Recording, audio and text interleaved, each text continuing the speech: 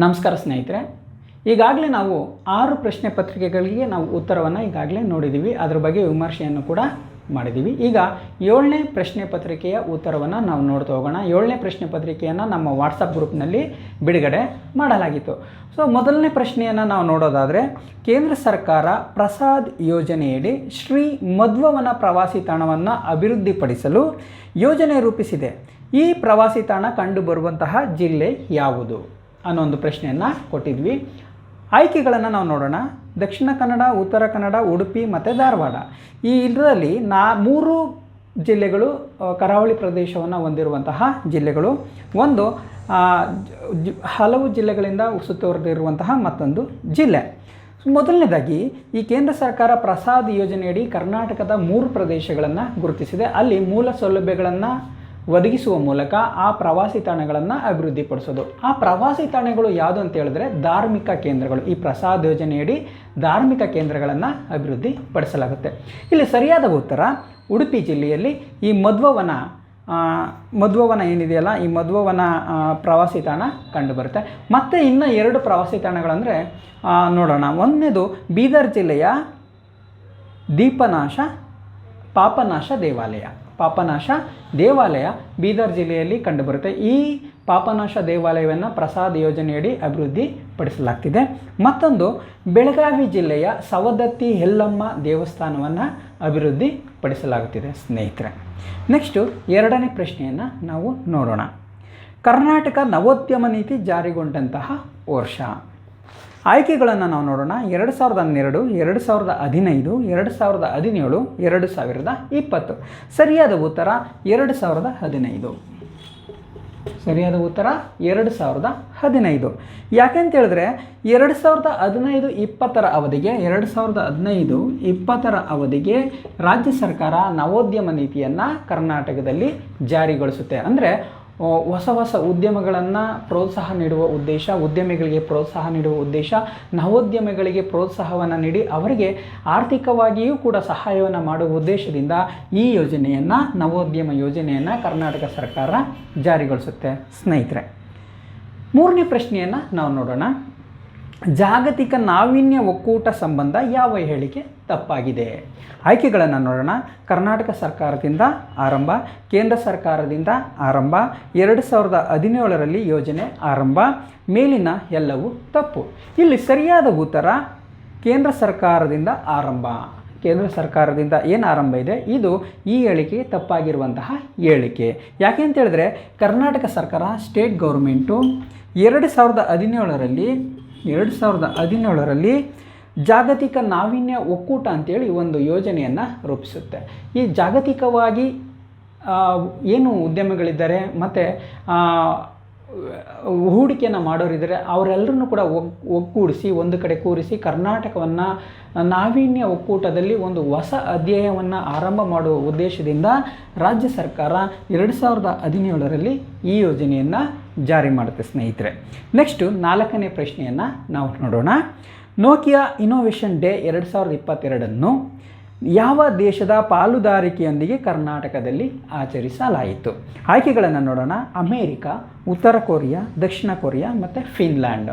ಇಲ್ಲಿ ಸರಿಯಾದ ಉತ್ತರ ಫಿನ್ಲ್ಯಾಂಡ್ನ ರಾಯಭಾರ ಕಚೇರಿ, ಭಾರತದಲ್ಲಿರುವಂತಹ ರಾಯಭಾರ ಕಚೇರಿಯ ಸಹಯೋಗದೊಂದಿಗೆ ಈ ಕಾರ್ಯಕ್ರಮವನ್ನು, ಇನ್ನೋವೇಷನ್ ಡೇಯನ್ನು, ನೋಕಿಯೋ ಇನ್ನೋವೇಷನ್ ಡೇಯನ್ನು ಆರಂಭ ಮಾಡಲಾಗುತ್ತೆ, ಅಂದರೆ ಆಚರಣೆ ಮಾಡಲಾಗುತ್ತೆ.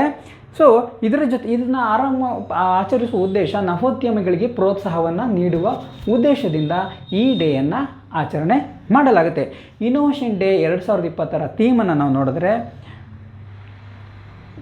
ಅನ್ಲಾಜಿಂಗ್ ದ 5G ನೆಟ್ವರ್ಕ್ ಅಂತೇಳಿ ಒಂದು ಕಾರ್ಯಾಗಾರವನ್ನು ಮಾಡಲಾಗುತ್ತೆ. ಸೊ ಇದು ರಾಜ್ಯ ಸರ್ಕಾರ ನೋಕಿಯಾ ಇನ್ನೋವೇಷನ್ ಡೇ 2022 ಆರಂಭ ಮಾಡುವಂಥ ಕಾರ್ಯಾಗಾರವನ್ನು ಮಾಡುವಂಥ ಒಂದು ಉದ್ದೇಶ. 5ನೇ ಪ್ರಶ್ನೆಯನ್ನು ನಾವು ನೋಡೋಣ. ಗ್ರ್ಯಾಂಡ್ ಚಾಲೆಂಜ್ ಕರ್ನಾಟಕದ ಉದ್ದೇಶ. ಆಯ್ಕೆಗಳನ್ನು ನೋಡೋಣ. ಸಾಮಾಜಿಕ ಸಮಸ್ಯೆಗಳ ನಿರ್ವಹಣೆಗೆ ತಂತ್ರಜ್ಞಾನದ ಸಹಕಾರ, ಕರ್ನಾಟಕವನ್ನು ಕೈಗಾರಿಕೀಕರಣ ಮಾಡುವುದು, ಕರ್ನಾಟಕವನ್ನು ನವೋದ್ಯಮದಲ್ಲಿ ದೈತ್ಯ ರಾಜ್ಯವನ್ನಾಗಿ ರೂಪಿಸಿದ್ದು, ಮೇಲಿನ ಎಲ್ಲವೂ ಸರಿ ಅಂತ ಆಯ್ಕೆಗಳು ಕೊಡಲಾಗಿದೆ. ಇಲ್ಲಿ ಸರಿಯಾದ ಉತ್ತರ ಎ. ಕರ್ನಾಟಕದಲ್ಲಿರುವಂಥ ಸೋಷಿಯಲ್ ಪ್ರಾಬ್ಲಮ್ಸ್ಗಳನ್ನು ತಂತ್ರಜ್ಞಾನದ ಮೂಲಕ ಒಂದು ನಿರ್ವಹಣೆ ಮಾಡುವ ಮತ್ತು ಆ ಸಮಸ್ಯೆಗಳಿಗೆ ಪರಿಹಾರವನ್ನು ಕಂಡು ಹಿಡಿಯುವ ಉದ್ದೇಶದಿಂದ ಈ ಯೋಜನೆ ಅಂದರೆ ಗ್ರ್ಯಾಂಡ್ ಚಾಲೆಂಜ್ ಕರ್ನಾಟಕ ಎಂಬ ಒಂದು ಕಾರ್ಯಕ್ರಮವನ್ನು ಕರ್ನಾಟಕ ಸರ್ಕಾರ ಮಾಡ್ತಾ ಇದೆ. 6ನೇ ಪ್ರಶ್ನೆಯನ್ನು ನಾವು ನೋಡೋಣ. ಅರೆವಾಹಕ ನೀತಿ ಸಂಬಂಧ ಯಾವ ಹೇಳಿಕೆ ತಪ್ಪಾಗಿದೆ? ಆಯ್ಕೆಗಳನ್ನು ನೋಡೋಣ. ಕರ್ನಾಟಕ ಮೊದಲು ಜಾರಿಗೊಳಿಸಿತು. 2010ರಲ್ಲಿ ಈ ನೀತಿ ಜಾರಿ. ದೇಶದಲ್ಲಿ ಅತಿ ಹೆಚ್ಚು ಚಿಪ್ಪು ಉತ್ಪಾದನಾ ರಾಜ್ಯವಾಗಲು ಸಹಕಾರಿ. ಮೇಲಿನ ಎಲ್ಲವೂ ತಪ್ಪು.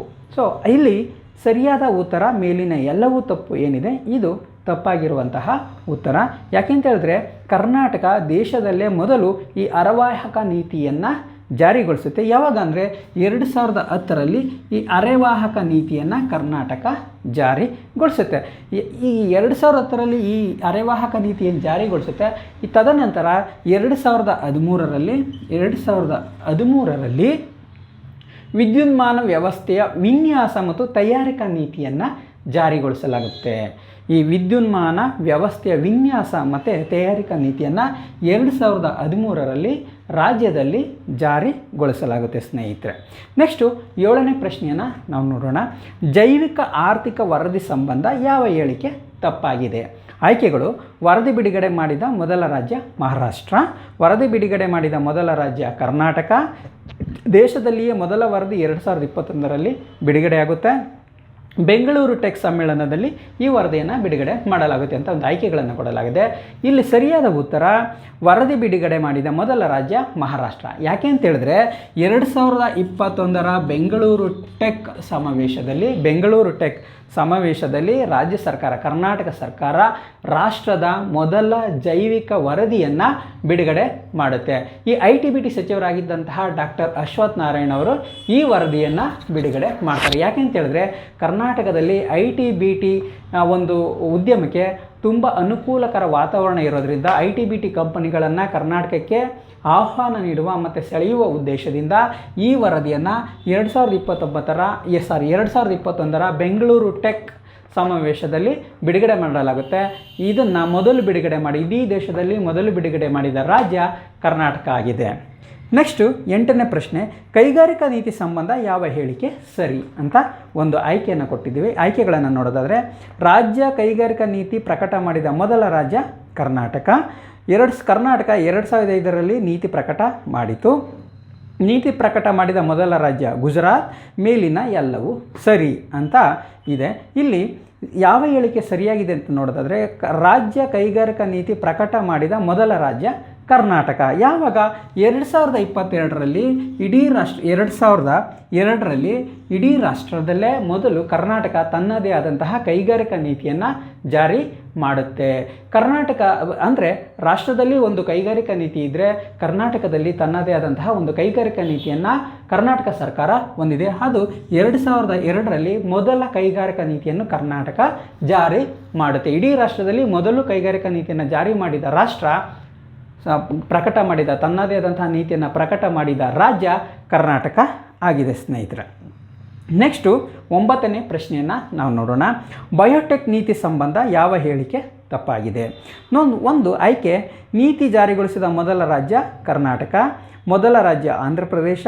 2001ರಲ್ಲಿ ರಾಜ್ಯದಲ್ಲಿ ನೀತಿ ಜಾರಿ, ರಾಜ್ಯದಲ್ಲಿ ಬಯೋಟೆಕ್ ನೀತಿ 3 ಜಾರಿಯಲ್ಲಿ ಇದೆ. ಇಲ್ಲಿ ಸರಿಯಾದ ಉತ್ತರ ಮೊದಲ ರಾಜ್ಯ ಆಂಧ್ರ ಪ್ರದೇಶ. ಯಾಕೆಂತ ಹೇಳಿದ್ರೆ ಈ ಹೇಳಿಕೆ ತಪ್ಪಾಗಿದೆ. ಬಯೋಟೆಕ್ ನೀತಿಯನ್ನು ಇಡೀ ರಾಷ್ಟ್ರದಲ್ಲಿ ಮೊದಲು ಜಾರಿಗೊಳಿಸಿದಂತಹ ರಾಜ್ಯ ಕರ್ನಾಟಕ ಆಗಿದೆ. ಯಾವಾಗ ಅಂತ ಹೇಳಿದ್ರೆ 2001ರಲ್ಲೇ ಬಯೋಟೆಕ್ ನೀತಿಯನ್ನು ಕರ್ನಾಟಕ ರಾಜ್ಯದಲ್ಲಿ ಜಾರಿಗೊಳಿಸಲಾಗಿದೆ. ಜೊತೆಗೆ ಬಯೋಟೆಕ್ ನೀತಿ 3 ಕರ್ನಾಟಕದಲ್ಲಿ ಜಾರಿ ಇದೆ. ಯಾಕೆಂತ ಹೇಳಿದ್ರೆ ಇದು 2017ರಿಂದ 22ರ ಅವಧಿಗೆ 2017ರಿಂದ 22ರ ಅವಧಿಗೆ ಬಯೋಟೆಕ್ ನೀತಿ 3 ಕರ್ನಾಟಕದಲ್ಲಿ ಜಾರಿಗೊಳಿಸಲಾಗಿತ್ತು. ಸ್ನೇಹಿತರೆ, ಇದಿಷ್ಟು 9ನೇ ಪ್ರಶ್ನೆಗೆ ಉತ್ತರವನ್ನು ನಾವು ನೋಡಿದ್ವಿ. 10ನೇ ಪ್ರಶ್ನೆ, ಹೆಲಿಕ್ಸ್ ಬಯೋಟೆಕ್ ಪಾರ್ಕ್ ಇರುವ ಸ್ಥಳ. ಆಯ್ಕೆಗಳು ಹೈದರಾಬಾದ್, ಚೆನ್ನೈ, ಬೆಂಗಳೂರು, ಅಮರಾವತಿ. ಸರಿಯಾದ ಉತ್ತರ ಬೆಂಗಳೂರು. ಹೆಲಿಕ್ಸ್ ಬಯೋಟೆಕ್ ಪಾರ್ಕ್ ಇರುವಂತಹ ಸ್ಥಳ ಬೆಂಗಳೂರು. ಇದು ರಿಸರ್ಚ್ ಆ್ಯಂಡ್ ಡೆವಲಪ್ಮೆಂಟ್ಗೆ ಹೆಚ್ಚಿನ ಪ್ರೋತ್ಸಾಹವನ್ನು ನೀಡುತ್ತೆ, ನವೋದ್ಯಮಕ್ಕೆ ಹೆಚ್ಚಿನ ಪ್ರೋತ್ಸಾಹವನ್ನು ನೀಡುವಂತಹ ಒಂದು ಬಯೋಟೆಕ್ ಪಾರ್ಕ್ ಆಗಿದೆ. 11ನೇ ಪ್ರಶ್ನೆಯನ್ನು ನಾವು ನೋಡೋಣ. ಸೆಂಟರ್ ಫಾರ್ ಹ್ಯೂಮನ್ ಜೆನೆಟಿಕ್ಸ್ ಸಂಸ್ಥೆ ಇರುವ ಸ್ಥಳ. ಆಯ್ಕೆಗಳು ಪುಣೆ, ಚೆನ್ನೈ, ಬೆಂಗಳೂರು ಮತ್ತು ಹೈದರಾಬಾದ್. ಸರಿಯಾದ ಉತ್ತರ Bengaluru. Centre for humans genetics ಸಂಸ್ಥೆ ಇರುವಂಥ ಸ್ಥಳ ಬೆಂಗಳೂರು.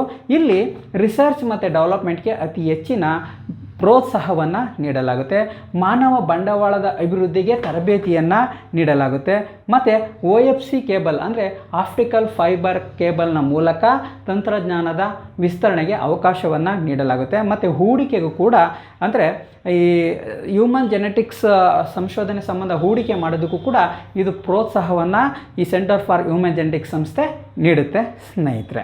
ನೆಕ್ಸ್ಟು 12ನೇ ಪ್ರಶ್ನೆಯನ್ನು ನಾವು ನೋಡೋಣ. Central institute of petrochemicals engineering and technology ಕೇಂದ್ರ ಆರಂಭಗೊಂಡಂಥ ಸ್ಥಳ. ಆಯ್ಕೆಗಳು ಬೆಂಗಳೂರು, ಮಂಗಳೂರು, ಧಾರವಾಡ, ಬೀದರ್. ಸರಿಯಾದ ಉತ್ತರ ಬೀದರ್. ಇದನ್ನು 2022-23ರಲ್ಲಿ ಆರಂಭ ಮಾಡಲಾಗುತ್ತೆ. ಇದೊಂದು ಕಾಲೇಜು ಅಂದರೆ IIT ರೀತಿ ಇರುವಂತಹ ಒಂದು ತರಬೇತಿ ಸಂಸ್ಥೆ. ನೆಕ್ಸ್ಟು 13ನೇ ಪ್ರಶ್ನೆಯನ್ನು ನಾವು ನೋಡೋಣ. ಭಾರತದ ಮೊದಲ centre of excellence for data science and artificial intelligence ಸಂಬಂಧ ಯಾವ ಹೇಳಿಕೆ ತಪ್ಪಾಗಿದೆ? ಆಯ್ಕೆಗಳು 2018ರಲ್ಲಿ ಆರಂಭ, ಕೇಂದ್ರ ಸರ್ಕಾರದ ನೆರವು, ರಾಜ್ಯ ಸರ್ಕಾರದ ನೆರವು, ನಾಸ್ಕಾಂ ಸಹಯೋಗದೊಂದಿಗೆ ಸ್ಥಾಪನೆ. ಆಯ್ಕೆ ಸರಿಯಾದ ಉತ್ತರ ರಾಜ್ಯ ಸರ್ಕಾರದ ನೆರವು. ಯಾಕೆ ಅಂತ ಹೇಳಿದ್ರೆ ಈ ಇಂಟೆಲಿಜೆನ್ಸ್ ಸಂಬಂಧ ಆರ್ಟಿಫಿಷಿಯಲ್ ಇಂಟೆಲಿಜೆನ್ಸ್ ಸಂಸ್ಥೆಯನ್ನು 2018ರಲ್ಲಿ ಆರಂಭ ಮಾಡಲಾಗುತ್ತೆ. ಆರ್ಟಿಫಿಷಿಯಲ್ ಇಂಟೆಲಿಜೆನ್ಸ್ ಸಂಸ್ಥೆನ 2018ರಲ್ಲಿ ಆರಂಭ ಮಾಡಲಾಗುತ್ತೆ. ನಾಸ್ಕಾಂ ಸಹಯೋಗದೊಂದಿಗೆ ಕೇಂದ್ರ ಸರ್ಕಾರದ ಸಹಯೋಗದೊಂದಿಗೆ ಈ ಸಂಸ್ಥೆಯನ್ನು ಆರಂಭ ಮಾಡಲಾಗುತ್ತೆ ಸ್ನೇಹಿತರೆ. ನೆಕ್ಸ್ಟು 14ನೇ ಪ್ರಶ್ನೆಯನ್ನು ನಾವು ನೋಡೋಣ. ಸೆಂಟರ್ ಫಾರ್ ಬಯೋಟೆಕ್ನಾಲಜಿ ರಿಸರ್ಚ್ ಸಂಬಂಧ ಯಾವ ಹೇಳಿಕೆ ತಪ್ಪಾಗಿದೆ? ಈ ಸಂಸ್ಥೆ ಒಂದು ಬಾಗಲಕೋಟೆಯಲ್ಲಿ ನೋಡಬಹುದು. 2010ರಲ್ಲಿ ಸ್ಥಾಪನೆ, 2013ರಲ್ಲಿ ಸ್ಥಾಪನೆ. ಬಯೋಟೆಕ್ ಸ್ಟಾರ್ಟಪ್ಗಳಿಗೆ ಪ್ರೋತ್ಸಾಹ ನೀಡಲು ಸ್ಥಾಪನೆ. ಇಲ್ಲಿ ಸ್ಥಾಪನೆ ಸಂಬಂಧ ಒಂದು ಆಯ್ಕೆ ತಪ್ಪಾಗಿದೆ. ಯಾವುದು ಅಂತ ಹೇಳಿದ್ರೆ 2010ರಲ್ಲಿ ಈ ಸಂಸ್ಥೆಯನ್ನು ಸ್ಥಾಪನೆ ಮಾಡಿಲ್ಲ, 2013ರಲ್ಲಿ ಈ ಸಂಸ್ಥೆಯನ್ನು ಬಾಗಲಕೋಟೆಯಲ್ಲಿ ಸ್ಥಾಪನೆ ಮಾಡಲಾಗುತ್ತೆ ಸ್ನೇಹಿತರೆ. ನೆಕ್ಸ್ಟ್ 15ನೇ ಪ್ರಶ್ನೆಯನ್ನು ನಾವು ನೋಡೋಣ. Institute for agriculture biotechnology park ಸ್ಥಾಪನೆಗೊಂಡಿರುವ ಸ್ಥಳ. ಆಯ್ಕೆಗಳು ಮಂಡ್ಯ, ಧಾರವಾಡ, ಬಾಗಲಕೋಟೆ, ರಾಯಚೂರು. ಸರಿಯಾದ ಉತ್ತರ ಧಾರವಾಡ. 2002ರಲ್ಲಿ ಇದನ್ನು ರಾಜ್ಯ ಸರ್ಕಾರದ ಅನುದಾನದಿಂದ ಆರಂಭ ಮಾಡಲಾಗುತ್ತೆ ಸ್ನೇಹಿತರೆ. ಎಷ್ಟರಲ್ಲಿ? 2002ರಲ್ಲಿ ಈ ಸಂಸ್ಥೆಯನ್ನು ಆರಂಭ ಮಾಡಲಾಗುತ್ತೆ ಸ್ನೇಹಿತರೆ. 16ನೇ ಪ್ರಶ್ನೆಯನ್ನು ನಾವು ನೋಡೋಣ. Karnataka electronic system design and manufacturing ನೀತಿ ಸಂಬಂಧ ಯಾವ ಹೇಳಿಕೆ ತಪ್ಪಾಗಿದೆ? ಆಯ್ಕೆಗಳು 2017-22ರವರೆಗೆ ಈ ನೀತಿ ಜಾರಿ, ESDM ಕಂಪನಿಗಳಿಗೆ ಪ್ರೋತ್ಸಾಹ ನೀಡಲು ನೀತಿ ಜಾರಿ, ರಾಜ್ಯವನ್ನು ESDM ಆಗಿ ರೂಪಿಸಲು ಗುರಿ, 2016ರಲ್ಲಿ ನೀತಿ ಜಾರಿ. ಇಲ್ಲಿ ಸರಿಯಾದ ಉತ್ತರ 2016ರಲ್ಲಿ ಈ ನೀತಿ ಜಾರಿ ಅನ್ನೋದು ಸರಿಯಾದ ಉತ್ತರ. ಯಾಕೆ ಅಂತ ಹೇಳಿದ್ರೆ ಇಲ್ಲಿ ಹೇಳಿಕೆ ತಪ್ಪಾಗಿದೆ ಅಂತ ಕೇಳಿದ್ದೀವಿ, ಹಾಗಾಗಿ 2016ರಲ್ಲಿ ನೀತಿ ಜಾರಿ ಅನ್ನೋದು ತಪ್ಪು. ಯಾಕೆ ಅಂತ ಹೇಳಿದ್ರೆ 2017ರಲ್ಲಿ ಈ ನೀತಿಯನ್ನು ಜಾರಿ ಮಾಡಲಾಗುತ್ತೆ. ಇದರ ಅವಧಿ 2017ರಿಂದ 22ರವರೆಗೆ ಇರುತ್ತೆ. ನೆಕ್ಸ್ಟ್ 17ನೇ ಪ್ರಶ್ನೆ. K tech centre of excellence in cyber security ಸಂಬಂಧ ಯಾವ ಹೇಳಿಕೆ ತಪ್ಪಾಗಿದೆ? 2017ರಲ್ಲಿ ಸ್ಥಾಪನೆ, ಬೆಂಗಳೂರು ನಗರದಲ್ಲಿ ಸ್ಥಾಪನೆ, ಸೈಬರ್ ಸೆಕ್ಯುರಿಟಿ ಕ್ಷೇತ್ರಕ್ಕೆ ಮಾನವ ಸಂಪನ್ಮೂಲ ಪೂರೈಸುವ ಗುರಿ, ಮೇಲಿನ ಎಲ್ಲವೂ ತಪ್ಪು. ಇಲ್ಲಿ ಸರಿಯಾದ ಉತ್ತರ ಮೇಲಿನ ಎಲ್ಲವೂ ತಪ್ಪು. ಯಾಕೆ ಅಂತ ಹೇಳಿದ್ರೆ 2017ರಲ್ಲಿ ಈ ಸಂಸ್ಥೆಯನ್ನು ಬೆಂಗಳೂರಿನಲ್ಲಿ ಪ್ರಾರಂಭ ಮಾಡಲಾಗುತ್ತೆ. 2017ರಲ್ಲಿ ಬೆಂಗಳೂರಿನಲ್ಲಿ ಈ ಸಂಸ್ಥೆಯನ್ನು ಪ್ರಾರಂಭ ಮಾಡಲಾಗುತ್ತೆ. ಸೈಬರ್ ಸೆಕ್ಯುರಿಟಿ ಕ್ಷೇತ್ರಕ್ಕೆ ಸಂಬಂಧಪಟ್ಟಂತಹ ಕ್ಷೇತ್ರದಲ್ಲಿ ಅಧ್ಯಯನ ಮತ್ತು ತರಬೇತಿ ನೀಡುವ ಉದ್ದೇಶದಿಂದ ಮಾನವ ಸಂಪನ್ಮೂಲಕ್ಕೆ ಅತಿ ಹೆಚ್ಚಿನ ಪ್ರೋತ್ಸಾಹವನ್ನು ನೀಡಲಾಗುತ್ತೆ. 18ನೇ ಪ್ರಶ್ನೆಯನ್ನು ನಾವು ನೋಡೋಣ. ಬೆಂಗಳೂರು ಟೆಕ್ ಸಮಿಟ್ 2021ರ ಸಂಬಂಧ ಯಾವ ಹೇಳಿಕೆ ಸರಿಯಾಗಿದೆ. ಸೊ ಇದು ಬೆಂಗಳೂರಿನಲ್ಲಿ ಆಯೋಜನೆ, ವಿಶ್ವದ ಅತಿ ದೊಡ್ಡ ಸಮಾವೇಶ, ITBT ಇಲಾಖೆ ಸಹಯೋಗ, ಮೇಲಿನ ಎಲ್ಲವೂ ಸರಿ. ಯಾಕೆ ಅಂತ ಹೇಳಿದ್ರೆ ಹೇಳಿಕೆ ಯಾವುದು ಸರಿಯಾಗಿದೆ ಅಂದರೆ ಕೇವಲ ಎ ಬೆಂಗಳೂರಿನಲ್ಲಿ ಆಯೋಜನೆ ಎಂಬುದು ಸರಿಯಾದ ಉತ್ತರ, ಮಿಕ್ಕ ಎಲ್ಲವೂ ಕೂಡ ತಪ್ಪಾದ ಉತ್ತರ. ಯಾಕೆಂತ ಹೇಳಿದ್ರೆ ಇದನ್ನು 2021ರಲ್ಲಿ ಬೆಂಗಳೂರಿನಲ್ಲಿ ಆಯೋಜನೆ ಮಾಡಲಾಗುತ್ತೆ. ಏಷ್ಯಾ ಖಂಡದ ಅತಿ ದೊಡ್ಡ ಸಮಾವೇಶ, ವಿಶ್ವದ ಅತಿ ದೊಡ್ಡ ಸಮಾವೇಶ ಅಲ್ಲ, ಇದು ಏಷ್ಯಾ ಖಂಡದ ಅತಿ ದೊಡ್ಡ ಸಮಾವೇಶ ಆಗಿದೆ. 2021ರಲ್ಲಿ ಈ ಸಮಾವೇಶವನ್ನು ಆರಂಭ ಮಾಡಲಾಗುತ್ತೆ. ಮತ್ತು ITBT S&T ಇಲಾಖೆ, ಎಲೆಕ್ಟ್ರಾನಿಕ್ಸ್ ಇಲಾಖೆಯ ಸಹಯೋಗದೊಂದಿಗೆ ಈ ಸಮಾವೇಶವನ್ನು ಆರಂಭ ಮಾಡಲಾಗಿರುತ್ತೆ ಸ್ನೇಹಿತರೆ. ನೆಕ್ಸ್ಟ್ 19ನೇ ಪ್ರಶ್ನೆಯನ್ನು ನೋಡೋಣ. ವಿಶ್ವೇಶ್ವರಯ್ಯ ವ್ಯಾಪಾರ ಉತ್ತೇಜನ ಕೇಂದ್ರ ಆರಂಭಗೊಂಡಂತಹ ವರ್ಷ. ಆಯ್ಕೆಗಳು 1965, 1970, 1975, 1980. ಸರಿಯಾದ ಉತ್ತರ 1965. ಇದು ವಿಶ್ವೇಶ್ವರಯ್ಯ VTP ಅಂತ ಏನು ಕರಿತೀವಿ, ವಿಶ್ವೇಶ್ವರಯ್ಯ ವ್ಯಾಪಾರ ಉತ್ತೇಜನ ಕೇಂದ್ರ ಏನಿದೆ ಇದನ್ನು 1965ರಲ್ಲಿ ಆರಂಭ ಮಾಡಲಾಗುತ್ತೆ. 2012ರಲ್ಲಿ ವಿಶ್ವೇಶ್ವರಯ್ಯ ವ್ಯಾಪಾರ ಉತ್ತೇಜನ ಕೇಂದ್ರ ಅಂತೇಳಿ ಮರುನಾಮಕರಣ ಮಾಡಲಾಗುತ್ತೆ. 2012ರಲ್ಲಿ ಇದನ್ನು ಮರುನಾಮಕರಣ ಮಾಡಲಾಗುತ್ತೆ. 20ನೇ ಪ್ರಶ್ನೆಯನ್ನು ನಾವು ನೋಡೋಣ. ದೇಶದ ಒಟ್ಟು ರಫ್ತು ಪ್ರಮಾಣದಲ್ಲಿ 2020-21 ಅವಧಿಯಲ್ಲಿ ಶೇಕಡಾವಾರು ಅತಿ ಹೆಚ್ಚು ಪಾಲು ಹೊಂದಿರುವ ಸರಕು ಸೇವೆ ಯಾವುದು? ರಾಜ್ಯದ ಅಂತ ಇಲ್ಲೊಂದು ಸೇರಿಸ್ಬೇಕಾಯ್ತು. ಇದಕ್ಕೆ 20ನೇದಕ್ಕೆ ರಾಜ್ಯದ ಶೇಕಡಾವಾರು ಅತಿ ಹೆಚ್ಚು ಪಾಲು ಹೊಂದಿರುವ ಸರಕು ಸೇವೆ ಯಾವುದು ಅಂತ ನಾವು ಮಾಡ್ಕೊಳ್ಳೋಣ. ಇದರಲ್ಲಿ A software, B coffee, C semiconductor, C aerospace. ರಾಜ್ಯದ ಅತಿ ಹೆಚ್ಚು ರಫ್ತಾಗಿರುವಂತಹ ಸರಕನ್ನು ನಾವು ನೋಡೋದಾದರೆ ಈ ಕಾಫಿ ಅತಿ ಹೆಚ್ಚಿನ ಪ್ರಮಾಣದಲ್ಲಿ ರಫ್ತನ್ನು ಆಗಿದೆ. ಯಾಕೆ ಅಂತ ಹೇಳಿದ್ರೆ ಸಾಫ್ಟ್ವೇರ್ ಶೇಕಡ 38ರಷ್ಟು ಮಾತ್ರ ರಫ್ತನ್ನು ಇಡೀ ರಾಷ್ಟ್ರದ ಒಟ್ಟು ರಾಜ್ಯಗಳ ರಫ್ತಿನಲ್ಲಿ ಕರ್ನಾಟಕದ ಒಟ್ಟು ರಫ್ತಿನ ಪ್ರಮಾಣ 38ರಷ್ಟು. ಇಡೀ ರಾಷ್ಟ್ರದಲ್ಲಿ ಅತಿ ಹೆಚ್ಚಿನ ಸಾಫ್ಟ್ವೇರ್ ರಫ್ತು ಮಾಡುವಂತಹ ರಾಜ್ಯ ಕೂಡ ಕರ್ನಾಟಕ ಆಗಿದೆ. ಆದರೆ ಕರ್ನಾಟಕದಿಂದ ಅತಿ ಹೆಚ್ಚು ರಫ್ತಾಗಿರುವಂತಹ ಸರಕು ಕಾಫಿ ಆಗಿದೆ. ಇದು ಶೇಕಡ 86ರಷ್ಟು ಪ್ರಮಾಣದ ಕಾಫಿ ರಫ್ತಾಗಿದೆ. ಸೆಮಿಕಂಡಕ್ಟರ್ ಶೇಕಡ 15ರಷ್ಟು ಮತ್ತು ಏರೋಸ್ಪೇಸ್ ಶೇಕಡ 20ರಷ್ಟು ಮಾತ್ರ ರಫ್ತು ಆಗಿದೆ ಸ್ನೇಹಿತರೆ. ನೆಕ್ಸ್ಟು 21ನೇ ಪ್ರಶ್ನೆ. ರಫ್ತು ಮಾಡುವ ರಾಜ್ಯದ ಮೊದಲ 3 ಸ್ಥಾನ ಪಡೆದ ಜಿಲ್ಲೆಗಳು. ಮೊದಲನೇ ಆಯ್ಕೆ ಸರಿಯಾದ ಉತ್ತರ. ಯಾಕಂತ ಹೇಳಿದ್ರೆ ಬೆಂಗಳೂರು ಮೊದಲ ಸ್ಥಾನವನ್ನು ಪಡೆದುಕೊಂಡಿದೆ, ದಕ್ಷಿಣ ಕನ್ನಡ 2ನೇ ಸ್ಥಾನವನ್ನು ಪಡೆದುಕೊಂಡಿದೆ, 3ನೇ ಸ್ಥಾನ ಬಳ್ಳಾರಿ ಪಡೆದುಕೊಂಡಿದೆ. ಬಳ್ಳಾರಿಯಿಂದ ಅತಿ ಹೆಚ್ಚಿನ ಪ್ರಮಾಣದಲ್ಲಿ ಖನಿಜ ಸಂಪನ್ಮೂಲವನ್ನು ರಫ್ತು ಮಾಡಲಾಗುತ್ತೆ ಸ್ನೇಹಿತರೆ. 22ನೇ ಪ್ರಶ್ನೆಯನ್ನು ನಾವು ನೋಡುವ. ರಾಜ್ಯದಲ್ಲಿರುವ SEZಗಳ ಸಂಖ್ಯೆ. ಸ್ಪೆಷಲ್ ಎಕನಾಮಿಕ್ ಝೋನ್ ಅಂದರೆ ಕೈಗಾರಿಕಾ ಪ್ರದೇಶವನ್ನು ನಾವು ನೋಡೋದಾದರೆ ಒಟ್ಟು 36 SEZಗಳನ್ನು ನಾವು ನೋಡ್ಬೋದು. ಅತಿ ಹೆಚ್ಚಿನ SEZಗಳು ಇರೋದು ಬೆಂಗಳೂರು ನಗರ ಕೇಂದ್ರಿತವಾಗಿರುವಂತಹ SEZಗಳನ್ನು ನಾವು ನೋಡ್ಬೋದು. ನೆಕ್ಸ್ಟ್ 23ನೇ ಪ್ರಶ್ನೆ. ಕರ್ನಾಟಕ ರಾಜ್ಯ ಸಾರ್ವಜನಿಕ ಉದ್ಯಮಗಳ ಕಾರ್ಯಾಲಯ ಆರಂಭಗೊಂಡಂತಹ ವರ್ಷ. ಆಯ್ಕೆಗಳು 1981, 1991, 1995, 2001. ಸರಿಯಾದ ಉತ್ತರ 1981. 2005ರಲ್ಲಿ ಈ ಸಾರ್ವಜನಿಕ ಉದ್ಯಮಗಳ ಕಾರ್ಯಾಲಯವನ್ನು ಮರುನಾಮಕರಣ ಮಾಡಲಾಗುತ್ತೆ. ಸಾರ್ವಜನಿಕ ಉದ್ದಿಮೆಗಳ ಇಲಾಖೆ ಅಂತೇಳಿ ಮರುನಾಮಕರಣ ಮಾಡಲಾಗುತ್ತೆ. ಎಷ್ಟರಲ್ಲಿ? 2005ರಲ್ಲಿ. 24ನೇ ಪ್ರಶ್ನೆಯನ್ನು ನಾವು ನೋಡೋಣ. ಗ್ಲೋಬಲ್ ಸ್ಟಾರ್ಟ್ ಅಪ್ ಇಕೋಸಿಸ್ಟಮ್ ಇಂಡೆಕ್ಸ್ನಲ್ಲಿ ಮೊದಲ 10 ಸ್ಥಾನದಲ್ಲಿ ಸ್ಥಾನ ಪಡೆದ ಭಾರತದ ನಗರ. ಆಯ್ಕೆಗಳು ದೆಹಲಿ, ಹೈದರಾಬಾದ್, ಗಾಂಧಿನಗರ, ಬೆಂಗಳೂರು. ಸರಿಯಾದ ಉತ್ತರ ಬೆಂಗಳೂರು. ಯಾಕೆಂತ ಹೇಳಿದ್ರೆ ಬೆಂಗಳೂರು ಪ್ರಪಂಚದ 10 ನಗರಗಳ ಪಟ್ಟಿಯಲ್ಲಿ 10ನೇ ಸ್ಥಾನದಲ್ಲಿರುವಂತಹ ಒಂದು ನಗರ. ಮತ್ತು ಇದನ್ನು 2021ರಲ್ಲಿ ಈ ಇಂಡೆಕ್ಸನ್ನು ಬಿಡುಗಡೆ ಮಾಡಲಾಗುತ್ತೆ. ಭಾರತದ ಏಕೈಕ ನಗರ 10ನೇ ಸ್ಥಾನದಲ್ಲಿ ಸಿಕ್ಕಿದಂತಹ ಏಕೈಕ ನಗರ ಬೆಂಗಳೂರು ನಗರ ಆಗಿದೆ. ಮೊದಲ ಸ್ಥಾನವನ್ನು ಸ್ಯಾನ್ ಫ್ರಾನ್ಸಿಸ್ಕೋ ಪಡೆದುಕೊಂಡಿದೆ. ಇದರ ಜೊತೆಗೆ ಚೀನಾ, ಅಮೇರಿಕಾ ಮತ್ತು ಇಂಗ್ಲೆಂಡ್ನ 2 ನಗರಗಳು ಮೊದಲ 10 ಸ್ಥಾನದಲ್ಲಿವೆ. ಇಸ್ರೇಲ್, ರಷ್ಯಾ ಮತ್ತು ಭಾರತದ 1 ನಗರಗಳು ಮೊದಲ 10 ಸ್ಥಾನದಲ್ಲಿ ಸ್ಥಾನವನ್ನು ಪಡೆದುಕೊಂಡಿವೆ ಸ್ನೇಹಿತರೆ. ನೆಕ್ಸ್ಟು 25ನೇ ಪ್ರಶ್ನೆಯನ್ನು ನಾವು ನೋಡೋಣ. ಈಸ್ ಆಫ್ ಲಿವಿಂಗ್ ಇಂಡೆಕ್ಸ್ಗೆ ಕೆಳಗಿನ ಯಾವ ಪ್ರಮುಖ ಮಾನದಂಡ ಅಲ್ಲ? ಈಸ್ ಆಫ್ ಲಿವಿಂಗ್ ಇಂಡೆಕ್ಸ್ಗೆ ಯಾವ ಮಾನದಂಡಗಳ ಆಧಾರದ ಮೇಲೆ ಶ್ರೇಯಾಂಕವನ್ನು ನಿಗದಿ ಮಾಡಲಾಗುತ್ತೆ ಅಂತ ಆಯ್ಕೆಗಳನ್ನು ಕೊಡಲಾಗಿದೆ. 1 ಜೀವನ ಗುಣಮಟ್ಟ ಪ್ರಮಾಣ, ಆರ್ಥಿಕ ಸಾಮರ್ಥ್ಯ, ಸುಸ್ಥಿರತೆ ಮತ್ತು ಬ್ಯಾಂಕ್ ಅಕೌಂಟ್. ಇಲ್ಲಿ ಸರಿಯಾದ ಉತ್ತರ ಬ್ಯಾಂಕ್ ಅಕೌಂಟ್. ಯಾಕೆಂತ ಹೇಳಿದ್ರೆ 4 ಮಾನದಂಡಗಳ ಆಧಾರದ ಮೇಲೆ ಈಸ್ ಆಫ್ ಲಿವಿಂಗ್ ಇಂಡೆಕ್ಸನ್ನು ರಚನೆ ಮಾಡಲಾಗುತ್ತೆ. ಆ 4 ಯಾವುದ್ಯಾವುದು ಅಂತ ನಾವು ನೋಡೋದಾದರೆ ಜೀವನ ಗುಣಮಟ್ಟ, ಆರ್ಥಿಕ ಸಾಮರ್ಥ್ಯ, ಸುಸ್ಥಿರತೆ, ಇನ್ನೊಂದು ನಾಗರಿಕರ ಗ್ರಹಿಕೆ. ಈ ಬ್ಯಾಂಕ್ ಅಕೌಂಟ್ ಅನ್ನೋದು ಇಲ್ಲ. 2020 ವರದಿಯ ಅನ್ವಯ ಬೆಂಗಳೂರು ಪ್ರಥಮ ಸ್ಥಾನವನ್ನು ಪಡೆದುಕೊಂಡಿದೆ. ಯಾಕೆಂತ ಹೇಳಿದ್ರೆ 1 ಮಿಲಿಯನ್ಗೂ ಹೆಚ್ಚು ಜನಸಂಖ್ಯೆ ಹೊಂದಿರುವಂತಹ ನಗರಗಳ ಸಾಲಿನಲ್ಲಿ ಕರ್ನಾಟಕದ ಬೆಂಗಳೂರು ಮೊದಲ ಸ್ಥಾನವನ್ನು ಪಡೆದುಕೊಂಡಿದೆ ಸ್ನೇಹಿತರೆ. ಸೊ ಇದಿಷ್ಟು 7ನೇ ಪ್ರಶ್ನೆ ಪತ್ರಿಕೆಗೆ ಸಂಬಂಧಪಟ್ಟಂತಹ ಕೀ ಉತ್ತರಗಳು. ನಾಳೆ 8ನೇ ಪ್ರಶ್ನೆ ಪತ್ರಿಕೆಯನ್ನು ವಾಟ್ಸಪ್ ಗ್ರೂಪ್ನಲ್ಲಿ ಹಾಕಲಾಗುವುದು. ಅದಕ್ಕೆ ನೀವು ಮಾಡಬೇಕಾಗಿರೋದು ಇಷ್ಟೇ, ಒಂದು ಆ ಪ್ರಶ್ನೆ ಪತ್ರಿಕೆಯನ್ನು ಡೌನ್ಲೋಡ್ ಮಾಡಿಕೊಂಡ್ರೆ ನೀವು ಮೊದಲು ಅದರಲ್ಲಿ ಆಯ್ಕೆಗಳನ್ನು ಗುರುತಿಸಿ ನಿಮ್ಮ ಸಾಮರ್ಥ್ಯವನ್ನು ನೀವು ಪರೀಕ್ಷೆ ಮಾಡಿಕೊಳ್ಳಿ. ನಂತರ ಆ ಪ್ರಶ್ನೆ ಪತ್ರಿಕೆಗೆ ಸರಿಯಾದ ಉತ್ತರಗಳನ್ನು ನಿಮಗೆ ತಿಳಿಸಲಾಗುವುದು ಸ್ನೇಹಿತರೆ. Thank you.